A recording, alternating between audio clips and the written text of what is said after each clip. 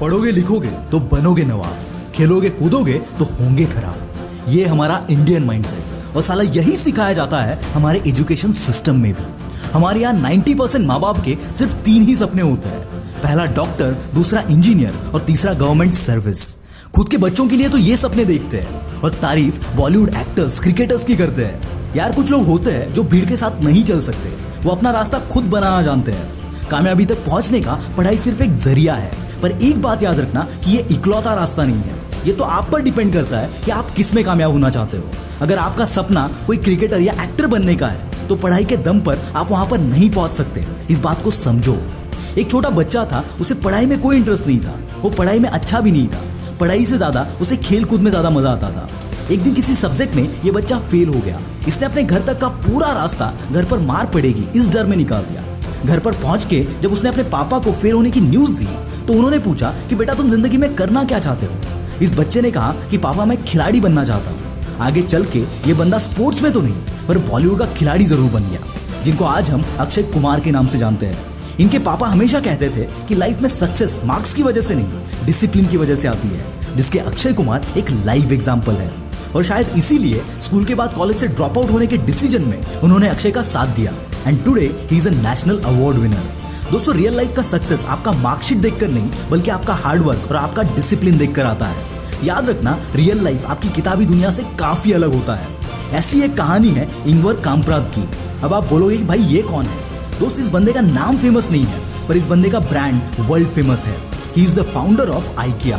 बचपन से ही बिजनेस का पैशन रखने वाले इस बंदे को डिस्लेक्सिया था, जो कि एक लर्निंग डिसेबिलिटी है, वही जो तारे जमीन पर में ईशान अवस्थी को थी।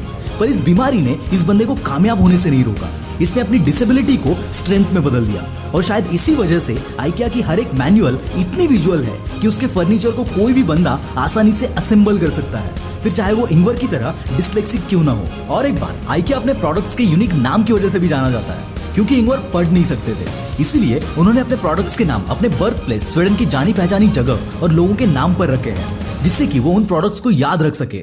5 साल की उम्र में माचिस की तीली बेचकर शुरू हुई अपनी एंटरप्रेन्योरियल जर्नी में 17 साल की उम्र में पहला IKEA स्टोर खोलकर ये बंदा अपने लाइफ के एंड पर दुनिया का 8वां सबसे अमीर आदमी था।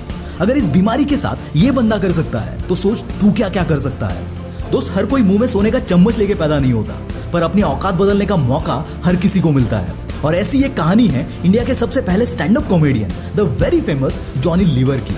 ये सिर्फ 7वीं तक पढ़े हैं। अपने घर की फाइनेंशियल कंडीशन खराब होने की वजह से उन्हें स्कूल छोड़ के छोटे मोटे जॉब करने पड़े, जैसे कि रास्ते पर पेन बेचना, मुंबई की सड़कों पर बॉलीवुड एक्टर्स की मिमिक्री करना।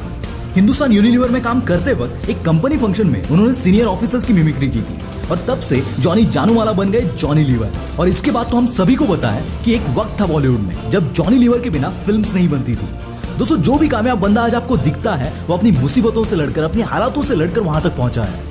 टॉम क्रूज आज का हॉलीवुड का सुपरस्टार। इस बंदे को डिस्लेक्सिया था, लर्निंग डिसेबिलिटी थी, इसी वजह से पढ़ाई की तो हमेशा बैंड बजी रहती थी, तो इसने स्पोर्ट्स पर फोकस किया।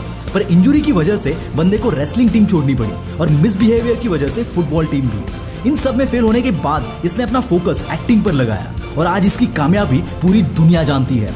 इसलिए जरूरी नहीं है कि आप एक चीज में फेल हो गए तो आप कुछ नहीं कर सकते। दूसरी ट्राई करो, तीसरी ट्राई करो, कहीं ना कहीं सक्सेस जरूर मिलेगा। आपने बीटल्स का नाम तो जरूर सुना होगा, एक टाइम का मोस्ट फेमस बैंड जिसके गाने आज भी सुने जाते हैं। उसके चारों मेंबर्स ने अपनी एजुकेशन भी पूरी नहीं की थी। ये किताबी जीनियस नहीं थे, ये म्यूजिकल जीनियस थे। पर क्या आप बिलीव करोगे कि ये म्यूजिकल जीनियस, ये म्यूजिकल लेजेंड्स म्यूजिकल शीट्स को भी नहीं पढ़ पाते थे, ना ही लिख पाते थे। इनको म्यूजिकल थ्योरी भी समझ में नहीं आती थी। इसके बावजूद इन चारों ने 2 बिलियंस के ऊपर एल्बम सेल किए हैं। इन स्टोरीज को सुनकर लगता है ना कि nothing is impossible, and trust me, it is 100% true. This is Mangesh from the will power star, signing off for the day. Bye bye.